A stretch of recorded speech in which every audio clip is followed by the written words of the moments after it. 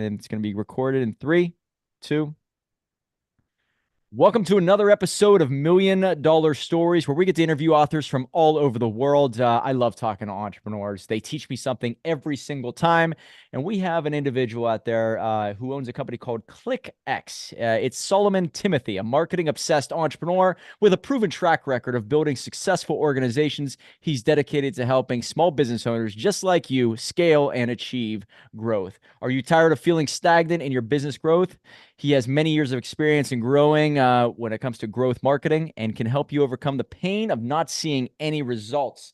As the founder of One IMS and the co-founder of ClickX, he uses data-driven models to deliver results for companies that are struggling to increase market share and grow their bottom lines. The book that we're talking about today is Business Success Secrets. And he's a part of this book with many other individuals. Business Success Secrets, entrepreneurial thinking that works. I love the topic. I love the message. So it is an honor for you to be here, or it's an honor to have you here, sir. Solomon Timothy. Absolutely. Thanks so much for being here, man. Thank you, Mike, for having me. Super excited. Well, let's start off with the genesis of this book. What made you want to become a part of this? I mean, I'm assuming that Yeah, you are surrounded by entrepreneurs and you just want to get the message out there, but what made you want to be a part of it? absolutely. I think this was a unique project. A friend of mine reached out to me. We're in another network together. It's another entrepreneurial group, and she's like the main author of the book. And she said, "Look, Salman, I don't do very many projects, but when I do it big." And I think a lot of entrepreneurs would, kind of resonate with that. She said, "We're going to write this book," and she's only inviting her friends, and they're all like big business people. And then she said, "We're going to make sure that we're going to hit the USA Today and the Wall Street Journal and every bestseller we can. And we're going to come up with a title that is going to be so good, right? Like people need to get it." And I said, "All right, Tamara," that's her name. I said, "Tamara, let's go, girl." Now, she doesn't need the book to make money. She's already very successful, right? Like it's one of those people. Why we did it? It's impact. And I'm sure, Mike, you appreciate, and the people that you have here in your audience, they want impact. I'm a Yeah. big impact guy. And I said, "You know what? I want to be part of that. I'm going to give you everything I got in the best ability to summarize marketing in a nutshell." And I told her my chapter title is going to be "Differentiate or Die." I said, I I said, like if it. I can have your entrepreneurial friends follow that principle, they're going to be massively successful, because Mike, we live in a world where it's all commodity, right? Everybody's got a water bottle. So if you're not, the Yeti or whatever of the world, nobody knows, nobody cares. Obscurity, right? It's the biggest problem. Yep. It only happens because everybody's trying to do the same thing. And I'm in marketing, and I say this all the time. I'm like, all the people in the marketing world, like they probably look at their website and their competition's website, they say the exact same thing. Damn right. Yeah. Right? Like you look at HVAC companies, they look the same, they act the same, they say the same thing. So how are you different? That's the genesis. Yeah. Love it, man. And so ClickX, give us a little background on that company. Absolutely. So everything I've done is kind of like morphing from one thing to the other. The first thing when I started the agency, One IMS, is I was a college student, self-taught developer, learned how to build websites. And I was an agency just because I just wanted to be an entrepreneur, and I knew I could do a really good job. And I did. And took me 17 years. I'm still in it. And during that time, I learned a lot about growing and scaling business, a business of our own and all of our clients' business. It's like, that's my keyword, scale, right? Like, how do we scale this thing? So I built our own software to make onboarding better. We talked about automation before, right before this. So anything like that that's really intricate in their marketing, client acquisition, lead generation, I did a really good job. So I took all of that learning and I helped other agencies. And that's another book called Zero to 10K Scale. A lot of people trying to start an agency, get to their first $10,000. I want to do that because, again, that's an impact project. I have hundreds Hmm. of people that maybe don't like their current job, want to switch, or they're about to retire, or they want to do something for their kids. They want a second business. They want to, they want to pay off their debt or whatever. They know that consulting or doing marketing they're passionate about, but that's not their day job. They want to create a business and maybe morph into a full-time gig. Those are the people that we work with, and we do everything from lead generation to fulfilling the client work. I would have never been able to do that had I not struggled my way into being an agency and scaling that business. So I can just tell them, hey, don't do this, do this. It's kind of like eat this, not that. You know what I mean? Don't waste your time with this niche. They don't have any money. I've done it and I failed. Why don't you do this?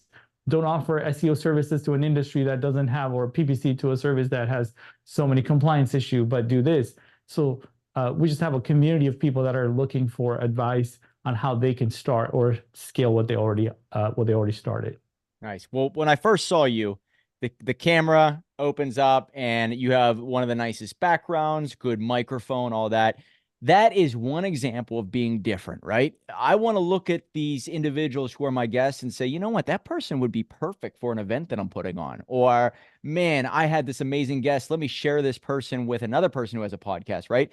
That's how you stand out and create this word of mouth. Now, I want to start off by saying that being different, I think, is what made my business become successful. 2017, 2018. In order to be different, you do have to have some courage, right? I think you have to stand out and to say, I'm a little bit different. I'm willing to wear this outfit. I'm willing to put myself in these circles. I'm willing to say this. You are different. You are above the surface, if you will. And Right. I believe it starts with courage. In order for me to do that, I actually had to fail many times, get angry, and then say, you know what? I need to have this blue ocean strategy. I need to go where other people can't. And I need to use this fuel inside of me to go Yep. and do that. So it starts with fuel, but you really need to have courage. That's what I believe. Do you agree with that?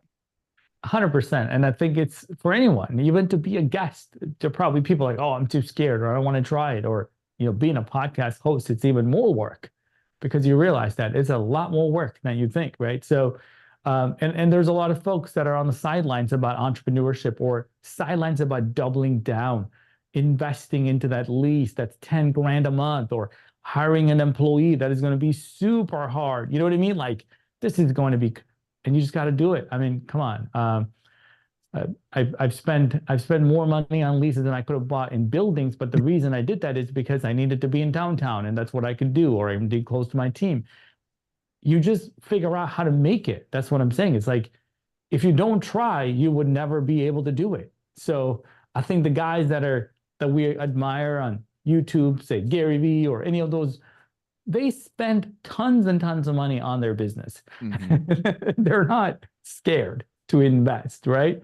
And I think that's what I would say. It's that courage. It's like, hey, I'm going to make it. First of all, entrepreneurs have this mindset that the future is 10 times bigger than what it is right now. So I can see myself investing this much money and not ever worrying about, am I going to get the return? It's those people that are afraid that they're not going to get the return that are likely to not invest. Right. That scarcity mindset. I only have enough Yeah. right now.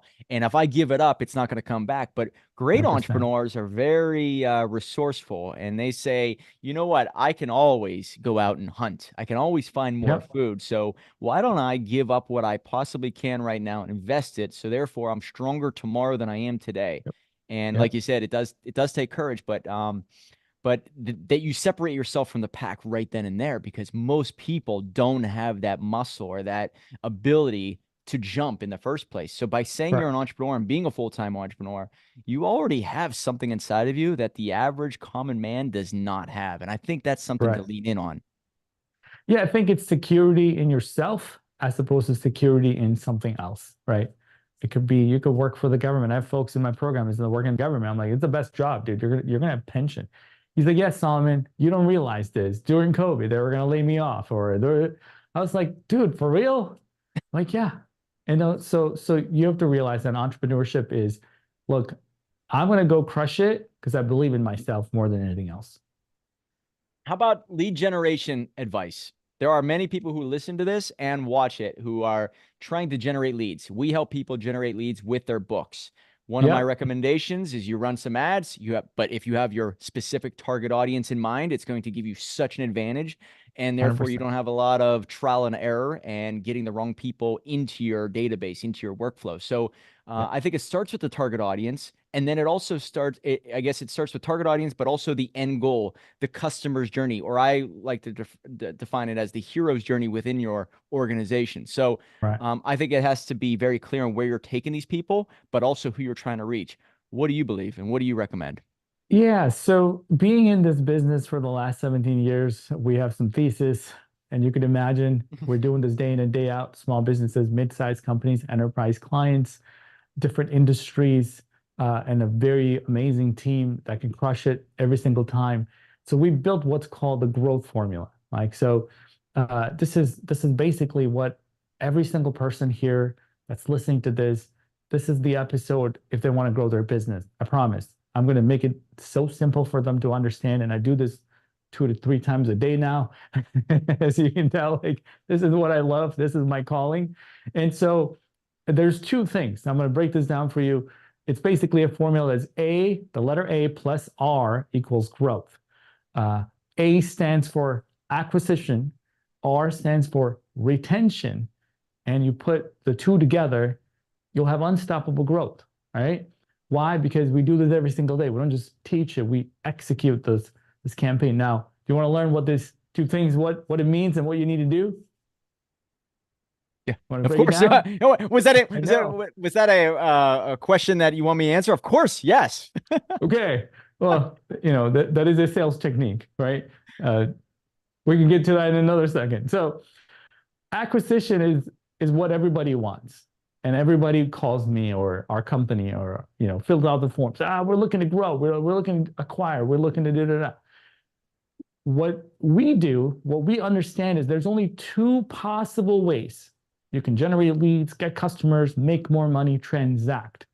And the two possible ways, if it's a client you've never gotten before, you're trying to get them, one way is to create demand for your products or services. That's one way, which is what we do in podcasts and everything. You create demand. Yep. The other way is to capture the demand that already exists in the marketplace for what you do. That's it. It's great.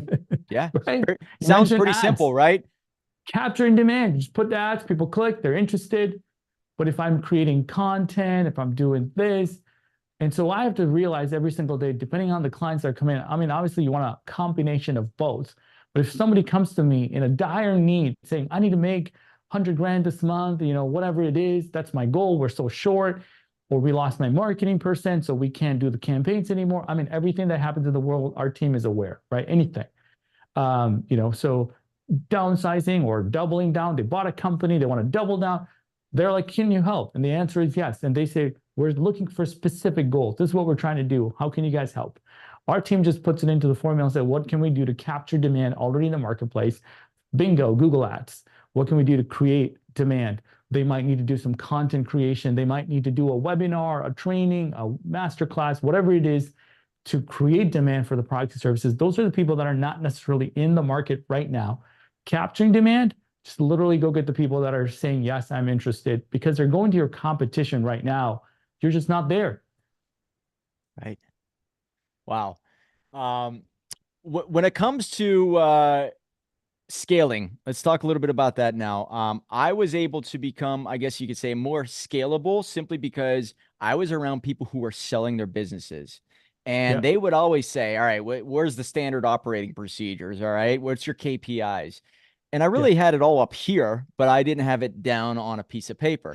So even if I didn't feel like or want to sell my business at all in the next month, year, 5 years, 10 years, if I started building it in a way that made it a sellable asset, I noticed that the company became more scalable. So it took me being around other high performance individuals who are selling companies for me to actually implement scalable techniques. I'm assuming this is common amongst entrepreneurs, but is there a problem with a lot of entrepreneurs that you work with that they just don't see how their company's scalable, or maybe they don't see the importance of implementing standard operating procedures because they don't have the long-term vision in mind?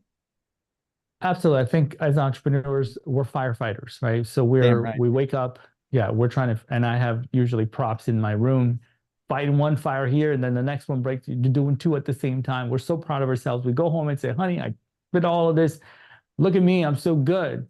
yet they're doing the opposite, right? Of what they should be doing. It's like, you shouldn't be doing that. There shouldn't be fires in the big, there should not be any fires, number one. That means you don't have all of it put together. But in the event, we're living in a world where it's unpredictable, things happen, fires happen. So what I like to resort to is having a plan of what should have happened, right? How should this have happened? How should this client onboarding should have happened, or sales process, or whatever it is. So, and I like to build systems. This is because, again, I think I told you I was a self-taught developer, so I think like an engineer. I did a demo of a product earlier today. I said, the first thing I question is, does this thing have an API? I said, I'm never going to log in. I'm going to tell my developers what I want. They're going to do all these things, and it's going to happen. So what I'd like to say is, this is for any entrepreneur who's looking to scale, double down, 10 million, whatever it is they want to do. People do not scale. Number one, people don't scale. Systems scale, right? Oh, yeah. What you put in front of them has to be scalable. So what I like to do, and I do this for my people, as much, they're intelligent, highly intelligent people. They got master's degree and whatever else, but I don't want them to have to think about what to do. I want them to do what the thing is telling them to do. And the reason I want them to do that is, the more the thing can do for them, the more scalable we become. Because if you had to tap into somebody's intelligence every 5 seconds, right, we're going to burn out. I'm drinking coffee right before this. I'm like, we're going from meeting after meeting after meeting. It's like, how many of that can you do a day? Do you agree? But if it says, hey, do X based on all of these variables, because we have all the data in the world, we tap in and say, hey, this would be a great campaign. And then they say, you know what could be better? Use their intelligence. Now you get something even better than what the system can do. But even if they just did what it told them to do, they're still going to have an amazing campaign, because we use so many data points to come up with that idea. Yeah. But the challenge is, all of us entrepreneurs, we want the result, but we don't want to put in the work to build the system. Right? My God. Yeah. And that system is what you're selling when you're talking about selling a business. You don't sell the people. You can't sell the people. You sell an infrastructure. Here's how my customers come in. Here's how we deliver the service, my whatever line, right? Production line, even if it's, people doing all the work. And here's how we get paid for the value that we add. And this is if me, the owner, is not there. And of course, I'm in all of these businesses and I'm running around, but you want a business that can run without Mike. Does that make sense? Absolutely. Now, this is really hard. This is why most people can't sell a business, or they're just selling it for the value that they're bringing in every year. Well, what I've realized is that individuals like us, right, entrepreneurs, we're running so hard, so fast, that in order for us to take a step back, it's almost counterintuitive. And in order for you to grow, it's a lot of 2 steps forward, 1 step back. And I think you need to take those times to perfect things, right? You want to keep going, and it's in me, right, to just keep going. However, you make a lot of mistakes that way. So you do need to kind of retrace your steps and figure out, how can I make this a little bit easier on my team? How can I do this at a higher professional level without any extra input of energy? And then you start to think more clearly. And I guess it does take a little bit longer, but it's a very exponential growth then, right? So you start to see this and then skyrocket. And that's what I've noticed. And it's tough to instill that in the average entrepreneur, that sometimes you do need to take a step back to perfect your system and increase your systems behind the system, right? Or behind the scenes. Absolutely. For us, we built our own project management system. What business do we have building our own system? It's like a software, literally entire front end, back end, hosting, and all of that. We don't use, one of those project management systems. And the reason is our requirements are very unique. We paid thousands of dollars a month, and we can get it to work. Now, the reason why I did that is because then we'll get exactly what we want, nothing more, nothing less. The challenge is, this is a lifelong investment. Most people don't want to do that. They want to go in, they want to go out, they want to try this, they want to do that. So I like to think, like that demo I told you earlier, here's my vision. Can you make that happen? Then I'm ready to plug in all the tools. It will cost you much more per month. But again, your people don't waste time trying to tinker with this tool, import the data, export it over here, and throw it on a table. Do you see what I'm saying? Why would we want to do that? Why? And Joe is sick today. No table, no report, no nothing. um, and I think you can thank these tech companies. That's how they run. That's how they drive. They have dashboards and KPIs and everything else.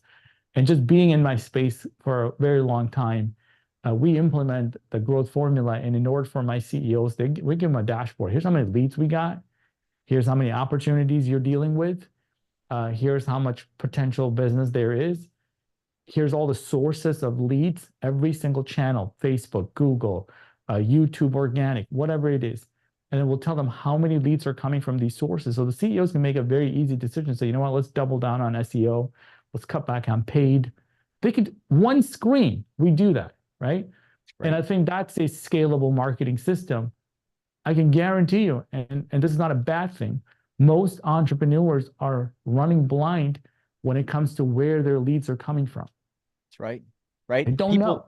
People lie, numbers don't. And it sounds like you're able to dissect everything down to a couple numbers, giving people a clear picture, and therefore they can adjust their levers, whether they meet with you daily, weekly, or monthly. They're able to see what's working, what's not, and correct themselves right then and there. Absolutely. And we know that not everything is going to be amazing. Like the most scalable lead source I have is paid social. It's the thing that crushes it. That's working with me too. Yeah. Right. So I know SEO isn't going to exceed that unless I do some crazy amount of SEO. And so we have to know, like, hey, this is what it's going to be. This is your average. Is it going down? That's a different problem. But is it going consistent and slightly higher? Or here's our next best opportunity, right? Here's the channel that we should circle and say, look, what are we going to do to double down on that? So again, system scale. But I don't need Joe to wake up and run me a report, because that doesn't work. I want every entrepreneur to know that. Yeah. The business needs to run itself, right? It's got to run itself. If I can turn the lights on by itself, I would love to do that. You know what I'm saying? Yeah. I don't even want Mary here to turn it on for me. Yeah. I don't need to be texting people left and right for things to work. And you were able to see how important it is to just have automation in place for things 100%. To work for you. Therefore, your life gets easier. You can focus on revenue producing activities or leadership or management. Yes. Correct. It needs to work for you. So if every single person starts thinking like that, they will be building a scalable business that is sellable asset without even knowing it. Now, the R, right? Acquisition plus retention equals growth. Retention, in my opinion, you do need to be an expert in your field. And therefore, it's almost like you go an inch wide and a mile deep and you become the go-to source. But in order to keep that retention, I would think you have to continue to serve at a higher and higher level as time goes on, and you offer more. Is that what retention includes? Yeah. So essentially, in our world, this is when a customer is coming to me and say, look, I want to grow. They mean both, but they only see one. They only hear the acquisition. That's the shiny object. Like, my competition is spending all this money on whatever channel. We need to do it. And we don't just give them more customers. We want to give them customers that are going to stick. You know, if Netflix got 1 million subscribers, but they all canceled in a month, they didn't really make any money because of the cost of acquiring customers. They lost more money than they made, right? Yep. And so we got to teach this formula to our customers and say, look, what do we need to spend to get a customer, and what do we need to do to keep them for the next 3 years? So it really comes down to one thing. What are we doing to manage and nurture our leads? What are we doing to manage and nurture our customers? Because they're both important. Yes. We can generate a lead. They're not in the market to buy right now. And we could have a sales team that's like, oh, Bob said, call me in 6 months, throw them out. Go call the next one. Oh, he said 3 months. Throw them out. This happens in organizations every single day. We don't let that happen, by the way. Those are not my clients. We take into consideration that they're not in the market right now. We're going to label them.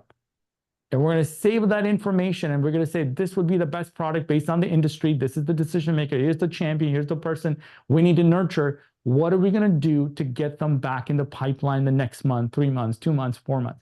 That's when we do the webinars and the training and the hosting, whatever it is, the events, the meet and greet, the postcards, whatever we need to stay on their radar. At the same time, there's customers who put their faith and trust in your company, want to work with you, and they need to make sure that they're getting the service that they want. So we manage and nurture those people because we want to keep that revenue going. You see, it gets very complicated very fast as an entrepreneur to grow a business because you got to acquire on this side. Am I creating, you know what I mean, demand?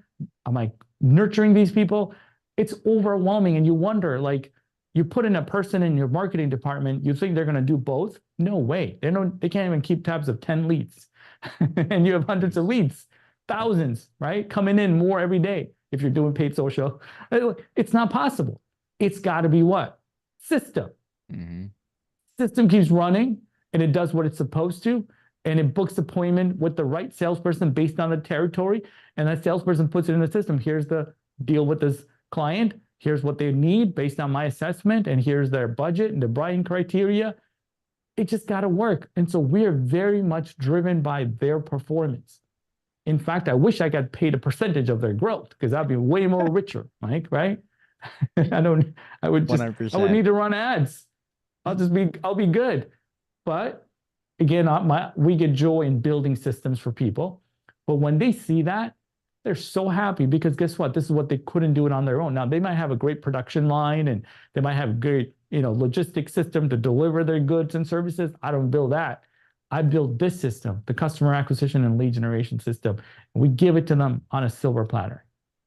When it comes to the marketing process itself, I have a belief that you have to elevate your name, increase your influence, your authority, your credibility in the marketplace. We do that by turning people into best-selling authors. Once you have a book, that becomes an automatic lead magnet, which gives you this ability to target individuals, give it away in exchange for an email, which then adds people to a pipeline, and then you nurture them into one other step that is free, which is going to be a challenge or a Facebook group. And then you go from there to another speed bump, which is a little bit more money or a little bit more time. And then you go from there into multiple revenue streams. So it all begins with authority and then into the system itself, into, like you said, some type of service that's ongoing or even time sensitive. Hey, I'm only going to be on this call from Tuesday at 3 o'clock to 4 o'clock. Will you be there? Please show up. So that does do something to the average person. I got something for free. You're giving more value, give. And then when you ask, when a business asks for something, then I feel more obligated to buy because you've given me so much already. So that's my process. How do you look at it? Is there anything that you can teach to our audience that you live by every day? Yeah, absolutely. And I think, in that process, what you really are explaining is that before they ever make a buying decision, you've been building rapport with them. Yes. You've been giving them enough value to trust you. And this is exactly what we try to do for CEOs. A lot of CEOs, they don't make content, right? They may not make a book. They might, but it's like too much work. Does that make sense? And they might need to call you, Mike, and so they can make a book. But I'm like, you got to get in front of your camera and explain and answer these questions that your customers have about your products and services. And we built an entire system on how to find these questions and their burning questions that they have about your products and services. But they need to see you, and that's where it starts. It's the same exact thing. They need to see you enough times that they know your company can fix that problem. And this is why, I have an entire team that's working with me on getting me on podcasts and doing all this stuff. Why? Because it's literally about awareness, right? It's like, that's the thing that you're saying with the book. And if they can understand that part, book is a no-brainer because it's just an extension of giving something of value way before you ever ask them, like you said, in return. Even if nobody liked that content, nobody commented, don't feel bad. Just keep giving, right? Just keep doing that over and over and over again. Then you'll be the Beyonce of your industry, right? When she started, she wasn't this glamorous. Just so you know, she was a great singer, but she didn't have paparazzi everywhere, right? That's what I'm saying.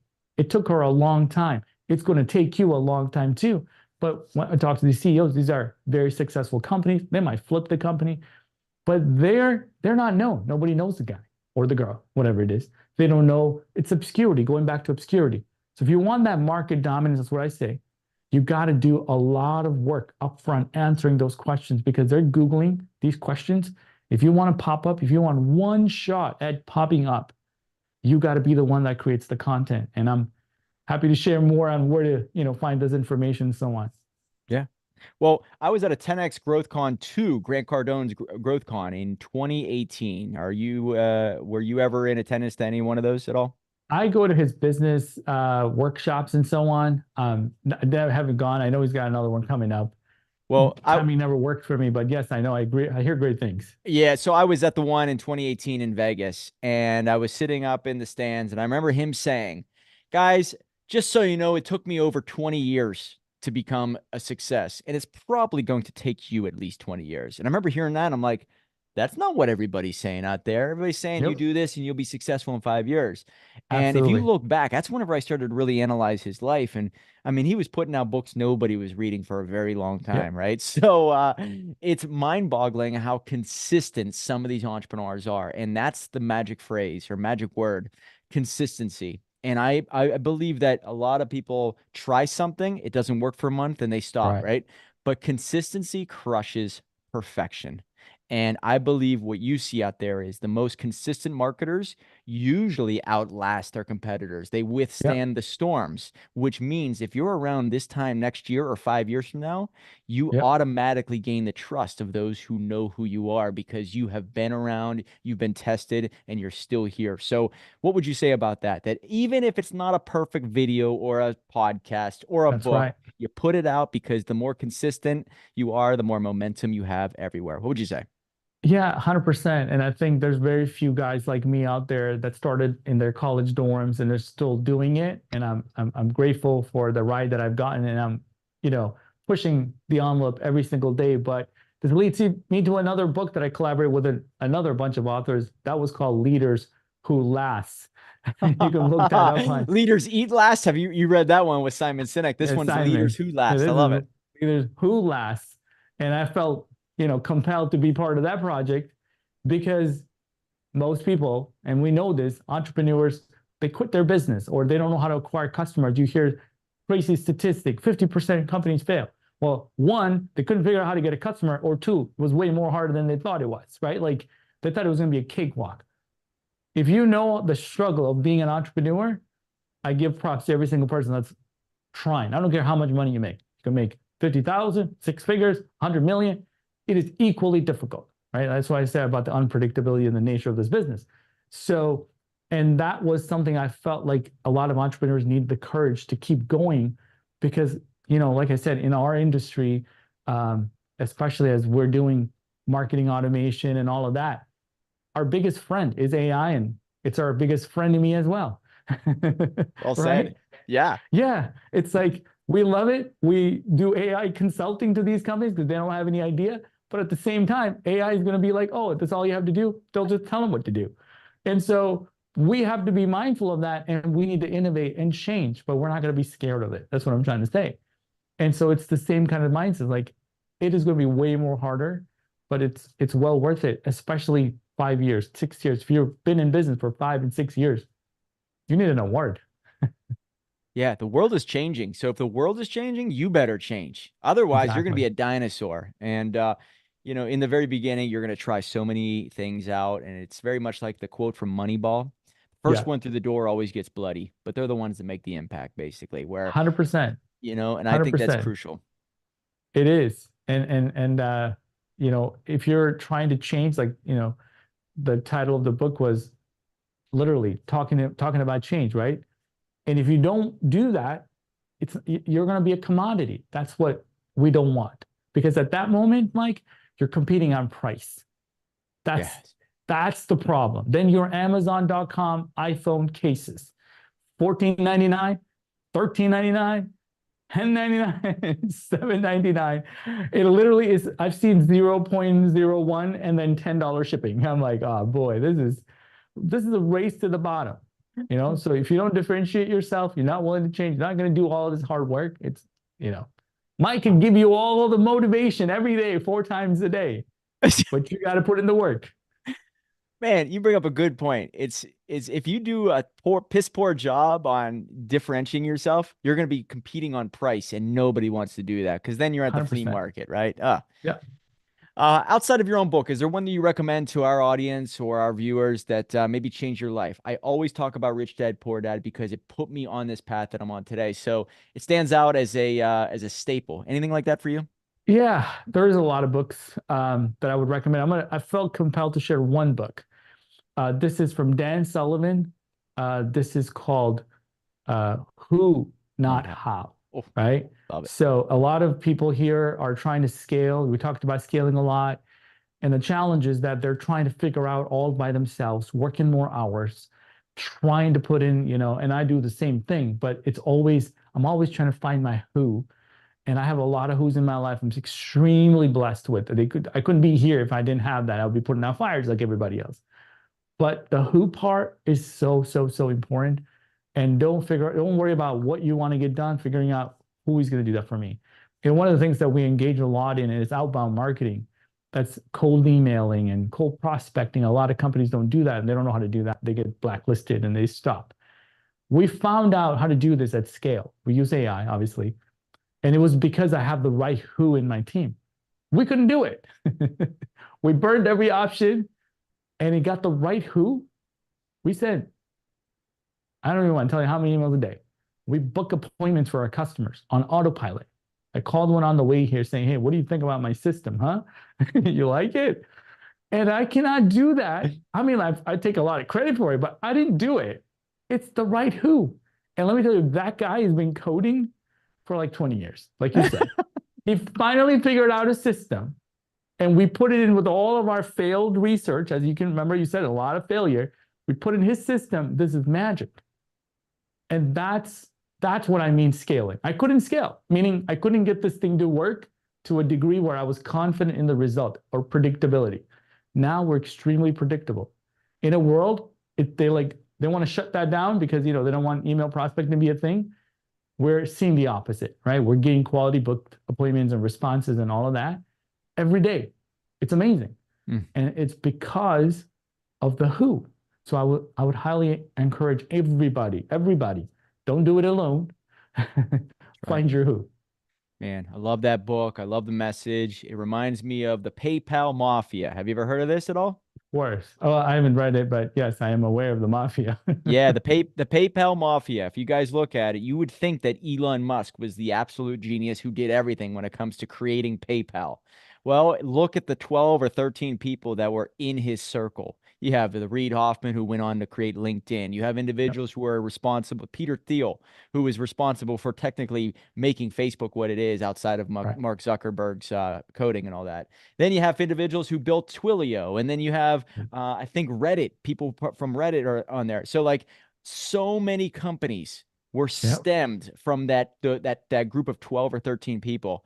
It is unbelievable. So you realize that even if you're a genius, you can't do everything yourself. You need Exactly. other individuals and you have to outsource your weaknesses. You find Yep. people who are very good at things you don't want to do, and your life is going to be better, more profitable because of it. So love the message, love the book. Outside of the book on Amazon, is there a website or a social media channel that you recommend for people to get in touch with you? Yeah, they could just find me. My website is timothy.com. It's Timothy, just my last name. It was available, 20 years ago when I was in this business, so I bought it. But yeah, that's it. Literally, I try to put out as much information, going back to the same, put out more information before you ever ask them to buy. I love the same message. I just give it all away. I really don't care to monetize it because, like I said, I can't work with everybody. I can only work with those that are the perfect fit. So, and I have no shortage. If I needed customers, you know what I would do, Mike? I put my own growth formula on it, and it'll work. Guys, So, I'm looking at his website. Really well done. 10x revenue blueprint, the scale sales system, the lead system, X right? personal brand accelerator, and 10x your business. And obviously, you could pick up his book through there too. So check it out. It's THIMOTHY.com. Yep. Excellent. Well, Solomon, thank you so much for your time, man. It's an honor to talk with you. And yeah, I really appreciate the advice. I love the message and the entrepreneurial adventure. It never ends, and I think that you embody it, you share it out there. So thanks so much for sharing all that with us today, man. My pleasure. Thanks for having me, Mike. You're doing a fantastic job yourself. Thanks, man. Remember, guys, $1 million book will lead to $1 million life. Right on.